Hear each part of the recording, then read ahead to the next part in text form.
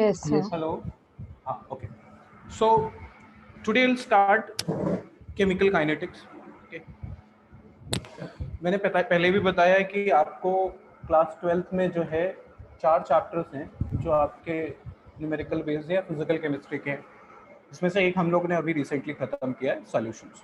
ठीक है, एक बहुत इंटरेस्टिंग चैप्टर है केमिकल काइनेटिक्स। केमिकल काइनेटिक्स के बारे में थोड़ा बहुत हम लोग डिस्कशन कर चुके हैं क्लास 11th में। ठीक है, तो आपकी सहूलियत के लिए मैंने आज पहले से 1-2 स्लाइड्स बना रखे थे, ज़रा इनको देखते हैं। देखिए, केमिकल काइनेटिक्स के लिए किसी भी केमिस्ट के लिए, सपोज कीजिए कि प्रतीक राय एक केमिस्ट हैं किसी इंडस्ट्री में, अब वैक्सीन ही बना रहे हैं फॉर एग्जांपल। ठीक है, तो वैक्सीन बनाना भी एक रिएक्शन है, चाहे आप कुछ भी करें, कोई भी करें, इंडस्ट्रियल लेवल पे कोई भी रिएक्शन करें, तो उसके लिए आपको उस रिएक्शन की 3 कंडीशंस को ऑप्टिमाइज करना बहुत ज़रूरी है। पहली कंडीशन जो है वो उस रिएक्शन की फिजिबिलिटी है, दूसरी उस रिएक्शन का एक्सटेंट है, और तीसरी उस रिएक्शन की स्पीड है।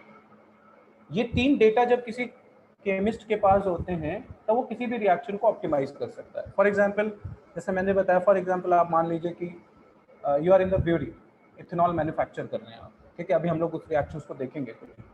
इथेनॉल मैन्युफैक्चर कर रहे हैं, तो इथेनॉल मैन्युफैक्चरिंग करने के लिए आपके पास एक डेटा होना चाहिए कि भाई अगर हम रिएक्शन जो कर रहे हैं, जो हमारी फर्मेंटेशन रिएक्शन है, उसके लिए कितनी एनर्जी चाहिए, और उस रिएक्शन का एक्सटेंट कितना है, और वो रिएक्शन की स्पीड कितनी है। ये 3 चीज़ों के बारे में हम लोग, मैंने 11th में आपके साथ डिस्कस किया था। फिजिबिलिटी ऑफ द रिएक्शन आप जानते हैं क्या मतलब होता है। फिजिबिलिटी का सीधे सीधे मतलब है कि रिएक्शन होगी कि नहीं, येस और नो वाली। ठीक है, येस और no, whether the reaction is possible और नॉट। ठीक है, अगर नहीं है तो फिर हम उसमें टेम्परेचर चेंज करके अपना रिएक्शन को करते हैं। कोई भी रिएक्शन को स्पॉन्टेनियस बनाने के लिए, याद कीजिए हम लोग ने स्पॉन्टेनियस के बारे में बात किया था, स्पॉन्टेनियस बनाने के लिए उसका डेल्टा जी नेगेटिव होना चाहिए, गिव्स एनर्जी नेगेटिव होनी चाहिए। तो all those reactions which have delta G is equal to negative are feasible reactions. That is, those reactions can happen, that reactions can occur. एक हम लोग ने इक्वेशन पढ़ी थी, अगर आपको याद हो, delta G is equal to delta H plus T delta S, याद है? इस इक्वेशन में हम लोग ने अलग कंडक्ट कंडीशंस ली थी कि भाई एक शॉर्ट कंडीशन होती है कि जब रिएक्शन होगी, वो शॉर्ट कंडीशन ये होती है कि डेल्टा H भी नेगेटिव हो और डेल्टा S भी नेगेटिव हो। ये एक ऐसी कंडीशन थी जिस कंडीशन में रिएक्शन में हमेशा डेल्टा जी नेगेटिव मिलेगा। लेकिन अगर कोई एक ऐसी कंडीशन ली जाए जिसमें डेल्टा एच पॉजिटिव हो और डेल्टा एस नेगेटिव हो, तो ऐसी रिएक्शंस में डेल्टा जी नेगेटिव तब आएगा जब हम टेम्परेचर को बहुत ज़्यादा एक्सीड करेंगे। इतना एक्सीड कर देंगे कि such that delta H positive के वैल्यू और टी डेल्टा एस जो कि एक नेगेटिव वैल्यू आएगी, उन दोनों का समेशन ओवरऑल नेगेटिव बना रहेगा। ये हम लोगों ने डिस्कस किया है। सभी को याद है क्या ये चीज़? हेलो, माइनस टी डेल्टा होता है। Oh sorry, I am very sorry. Delta H is equal to delta G, और sorry delta G is equal to delta H, और इसकी जगह माइनस टी डेल्टा एच। चलो, किसी की तो बुद्धि खुली हुई। ठीक है, याद आया कि नहीं आया है? तो शॉर्ट कंडीशन कौन सी थी कि डेल्टा एच हमारा होना चाहिए नेगेटिव और डेल्टा एस हमारा होना चाहिए पॉजिटिव। अगर ये दो कंडीशंस होल्ड हैं तो हमेशा डेल्टा जी हमारा क्या आएगा? नेगेटिव आएगा, है ना? क्योंकि delta G is equal to delta H minus T delta S. ठीक है, अगर इसको पॉजिटिव, इसको नेगेटिव पुट करें और इसे पॉजिटिव पुट करें तो ओवरऑल रिजल्ट हमारा नेगेटिव ही आएगा, और हम ऐसी रिएक्शंस को कहेंगे स्पॉन्टेनियस रिएक्शंस। और अगर कोई रिएक्शन स्पॉन्टेनियस नहीं है, सपोज कीजिए उसके लिए डेल्टा एस नेगेटिव है, ठीक है, और डेल्टा एच पॉजिटिव है, तो ऐसी रिएक्शंस क्या, मैंने देखिए क्या बोला, डेल्टा एच पॉजिटिव है और डेल्टा एस नेगेटिव है, क्या ये रिएक्शंस कभी भी स्पॉन्टेनियस हो पाएंगी? कुछ भी कर लीजिए आप, डेल्टा जी की वैल्यू नेगेटिव नहीं आ पाएगी, पॉजिटिव ही हो जाएगी, है ना? डेल्टा जी की वैल्यू पॉजिटिव ही आएगी, तो such reactions are non spontaneous. Means such reactions are non feasible. Okay, इसीलिए कुछ रिएक्शंस जो होती हैं फॉरवर्ड डायरेक्शन में जाती हैं, बैकवर्ड डायरेक्शन में नहीं आती, या उतनी आ पाती जिसके लिए उनका डेल्टा जी की वैल्यू नेगेटिव है। डेल्टा जी जो है वो उतनी अवेलेबल अमाउंट ऑफ एनर्जी है जो किसी भी रिएक्शन को कंडक्ट कराने के लिए चाहिए होती है। ठीक है, ये हम लोग ने क्लास 11 से पढ़ा है ना, ये चीज हमने क्लास 11 से पढ़ी है। अगली चीज थी हम लोगों ने जो एक और पढ़ी थी, वो था हमारा क्या कहते हैं,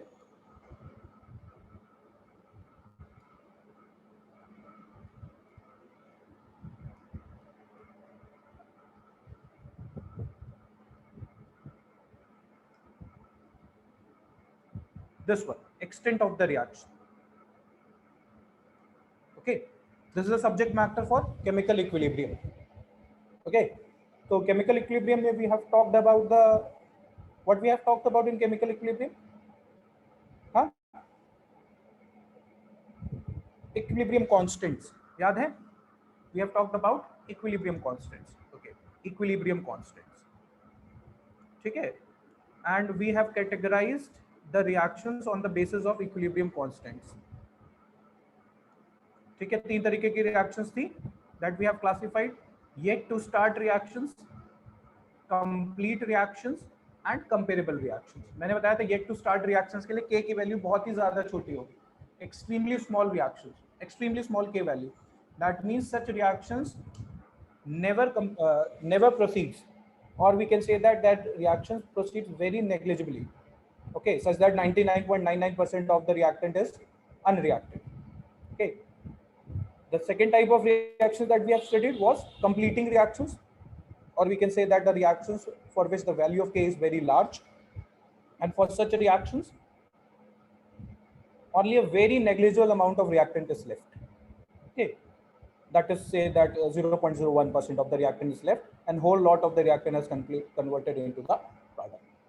The third class of the reaction was the comparable reactions, for which the k values lies optimally, that is 10 to the power -3 to 10 to the power +3.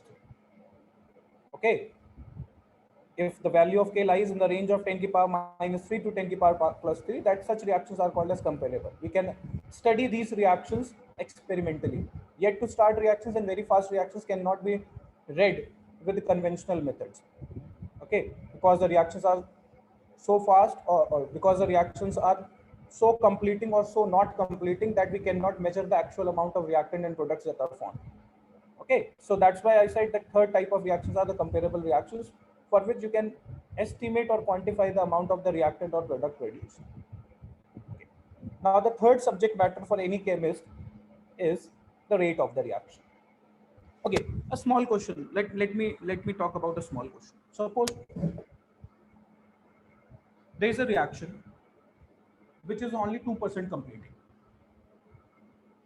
Okay, a reaction which is 2% completing, such that 98% of the reactant is going to be left and only 2% of the reactant is going to be converted into the product. Okay, can you process such reactions at industrial level?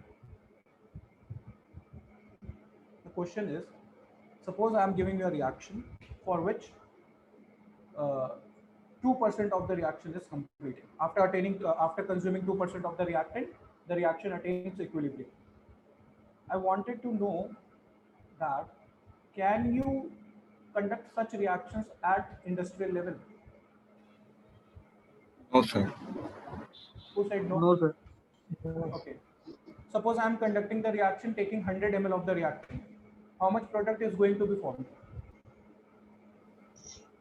2 ml. 2 ml. Let us take it 2 ml. Suppose I am going to conduct a 2 reaction taking 1 lakh liters of the reactant. How much amount of the product will be formed? 2% of the 1 lakh? 2% of the 1 lakh, that is 2000 liters. Yes, sir, 2000. Is 2000 liters is a small value or a large value? Sir, large reactant के साथ compare करेंगे तो small है. No, I'm not comparing. I just want, I said you that the type of reaction for which we can measure the amount of reactant and products, we can quantify the value of K. because for K we need this expression, concentration of product upon concentration of reactant. I'm saying a reaction which is 2% completing, and I'm conducting this reaction at industrial scale, taking 1 lakh liters of the reactant. I just want to know whether you can calculate its K or not. Look, for calculating K, you need the concentration of both the reactant and the product. And since 1 lakh liters of the reactant has been taken, and that produces a sufficient amount of product, that is 2000 liters, that can be quantified. Therefore, we can solve for the K. Okay, so everything is possible. All those reactions for which the K is very small can be calculated. For these reactions, K can be calculated experimentally if they are going to be conducted at very large scale. That means we are going to take the reactant in a very, very large amount. Okay, that is what happened at the industrial level. Many of the reactions doesn't give equilibrium beyond 2%. Okay, they reach equilibrium at 2%. So such reactions are carried out at a large scale so that the amount of product that is going to be formed will also increase. Don't forget that you cannot change the equilibrium ratio, but you can change the concentration of the reactant and products. Remember that we have discussed this in the previous class, in class 11. But I said you that increasing the concentration of the reactant or product cannot change the ratio of the reactant and product, but still the overall concentration of the system is going to be increased. And if the overall concentration of the system is going to be increased, you can measure the things. And if you can measure the things, you can go for the K. Okay, so that's what the whole idea is about. I'm talking about the industrial scale preparation of the reactions. Okay, so for any chemist, the 3 data that is very important are feasibility of the reaction, number 1. Number 2, the extent of the reaction. Okay, and number 3, the rate of the reaction. For feasibility of the reaction, we need delta G to be negative. For extent of the reaction, nice extent of the reaction, we need Kc or any equilibrium constant to be a very large value. And for the rate of the reaction, we need another parameter called as rate constant. This is a subject matter of our class, rate constant, that is K. Let me introduce a new slide. So for feasibility, what we need, come on, speak up. For feasibility, we need delta G to be negative. For nice extent, we need K to be a sufficient value, to have a sufficient value that is greater than 10 to the power minus 3. But you can always perform the reaction which has value of K less than 10 to the power minus 3, as I told you. You can exceed the concentration of the reactant so that you can get the certain amount of the product that can be measured. Okay. And for rate, you need the parameter which is called as rate constant. So the whole chapter will revolve around this parameter. Okay, we have thermodynamics, which gives us the parameter of delta G and tells us the spontaneity of the reaction. We have extent of the reaction, that is chemical equilibrium, and the quantity which is of importance is the equilibrium constant. And the third parameter which is of importance is the rate constant, which tells us the speed of the reaction. Okay, how fast the reaction is going. Okay, now as we have read, as we have understood that for any chemical reaction, the 3 parameters are important: 1, 2, 3, feasibility, extent, and rate. Now we'll be discussing entirely about the rate of the reaction. That is the whole chapter is all about. So let us start taking an example. Let me insert a new slide. Okay, suppose, okay,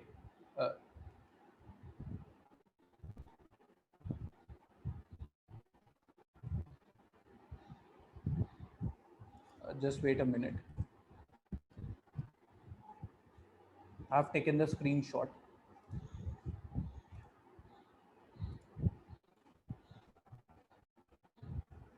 Okay.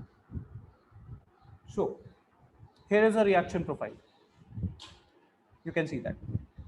Okay. Now see the graph. What does it tell us about? What is the graph is about? It's the concentration of the reactant with time, okay, and the concentration time, okay. You can see that the graph is not linear, okay, though linearity can be a special case for this, but I've taken the graph to be non-linear, okay. But don't forget the linearity can be the condition, okay. The graph can be linear, okay. So rate of the reaction, what does it tell? Rate means the speed of the reaction, okay. Suppose a reaction is there. I've already discussed one reaction with you in class 11. That is the formation of water from atmospheric hydrogen and oxygen. Okay. Thermodynamic data supports the fact that atmospheric hydrogen and oxygen may react to give water. Okay. Also, the chemical equilibrium data suggests that the extent of the reaction will be nice.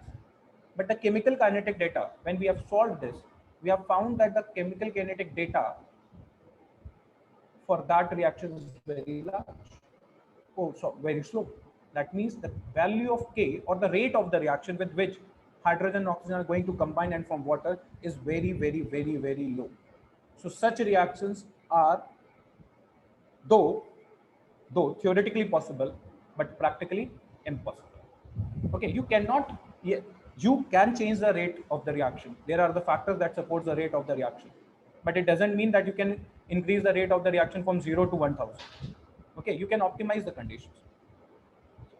That's why we cannot prepare water from the atmospheric hydrogen and oxygen. We take them to the laboratory scale or industrial scale, and then we do the reactions, optimize the conditions, and produce water. We can do that, but principally they cannot react. They can react, but the rate of the reaction is very slow. That's why the atmospheric hydrogen and oxygen do not react to form water, because the rate constant is very, very, or we can say that the rate is of the reaction is very, very slow. Okay, so let us start with this. First topic to discuss is rate of the reaction. Okay, rate of the reaction. So how can you measure the rate of the reaction? Okay, the class is open for discussion and you have to speak. Jatin Sahni, Aditi, Shivansh, how can you measure the rate of the reaction? कितने time में product बन रहा है? Per unit by time. estimating the amount of product formed per unit time. Okay, that's correct. Can you measure the rate of the reaction by estimating the amount of reactant consumed per unit time? Yes, sir. Yes, sir. Oh, that is what rate of the reaction. Okay, estimating the amount of reactant consumed per unit of time, or estimated the amount of product formed per unit time, will give you the rate of the reaction. So I can write this. The rate of the reaction can be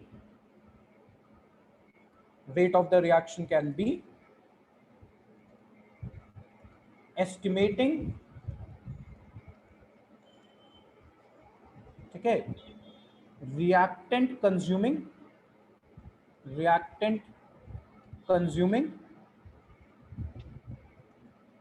as a function of time.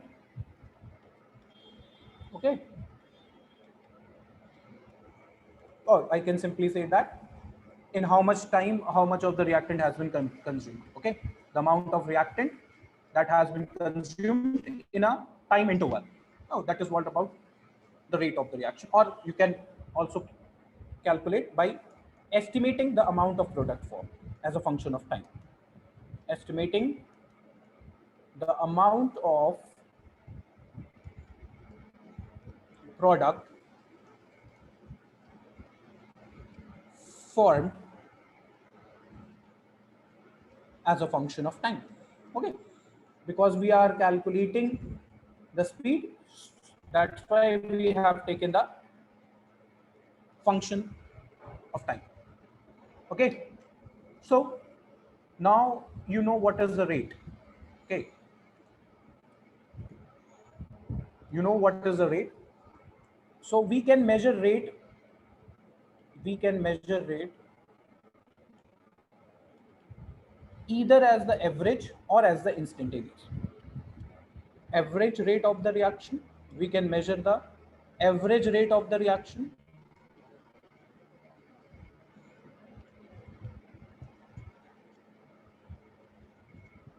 Okay, or you can estimate the instantaneous rate of the reaction.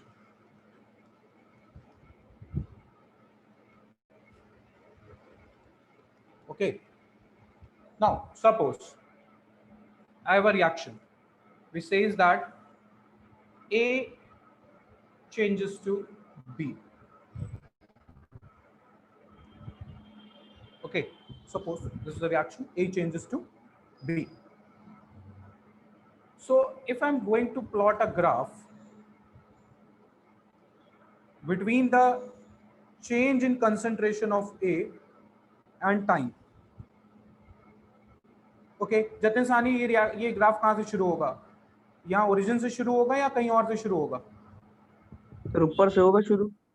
हाँ, because initially हमारे पास कुछ ना कुछ तो reactant होगा ही होगा. Okay, so the graph can follow this path, or it can follow this path.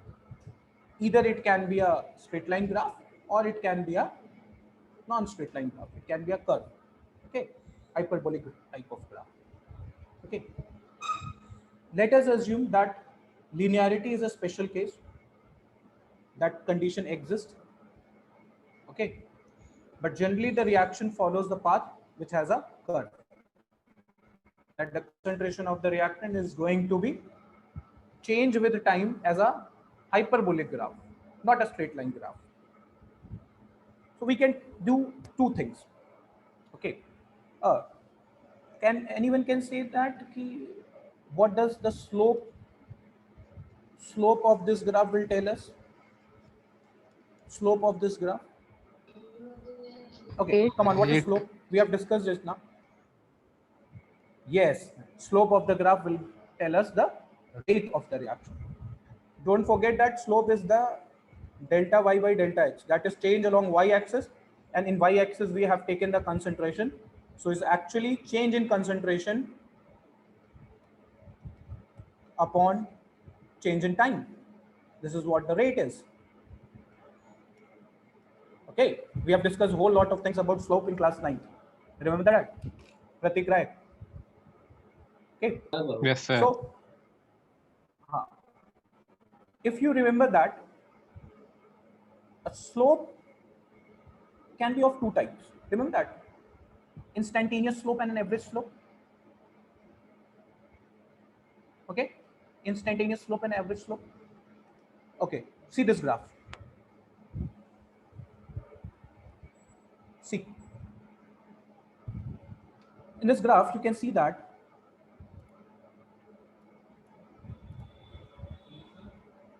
okay, in this graph the graph of this side is the concentration of the reactants which is changing with the time, and the graph they have taken is hyperbolic type. Okay, there's a certain value of reaction. This R naught stands for the initial concentration. Okay, R naught is the initial concentration. Okay, come on, I have to change the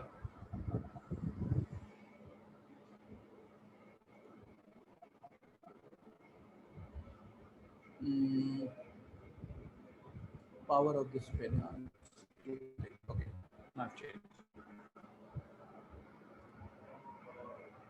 Okay, initial concentration of the reactant. So you can say that they have two values here, that is R average and R instantaneous.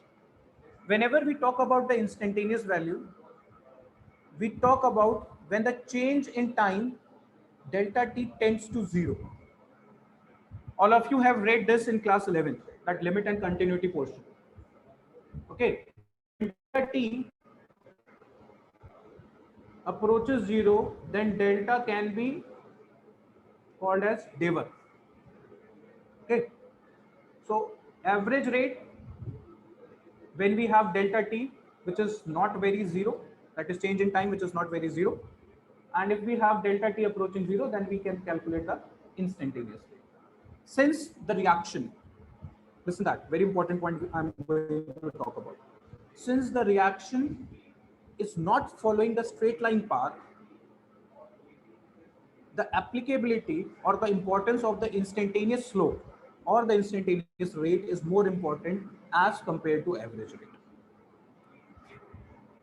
I've just made a comment here. What I've said, since the reaction doesn't follow the straight line path, if the reaction follows a straight line graph, then the value for the instantaneous slope and non-instantaneous slope, or we can say that average slope, will be the same.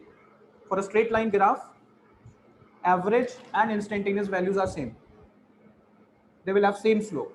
That we have read in class 9th when I've taught you that slope portion, that speed, time, velocity graphs. Pratik Rai, do you remember these things? We have discussed that. For a straight line graph, the slope which is of average nature or the slope which is of instantaneous nature will have the same value. But for a curved graph, we cannot have the same value for the average rate of the reaction and instantaneous rate of the reaction. For average rate of the reaction, you have to take the delta T, and for instantaneous rate of the reaction, you have to put a tangent at a point at particular, okay, suppose this T. Then I have to draw a point, this, put out the tangent here and take the slope of that. Since the reaction doesn't follow the straight line graph, the importance of the instantaneous rate is more important as compared to the average rate. Okay. The equality of the average rate of the reaction and instantaneous rate of the reaction withholds graphs of the reactions which are straight line nature. That is, whose concentration with time changes linearly with the time. Okay. Any doubts? So we have just discussed about the two types of the rate, that is instantaneous rate and the average rate of the reaction. For average rate, you need the delta T, you need the time interval. Okay, now Muskan Pal has entered. Okay, now I'm stopping this session because we have completed our 35 minutes. I'll be sharing a new link. Okay.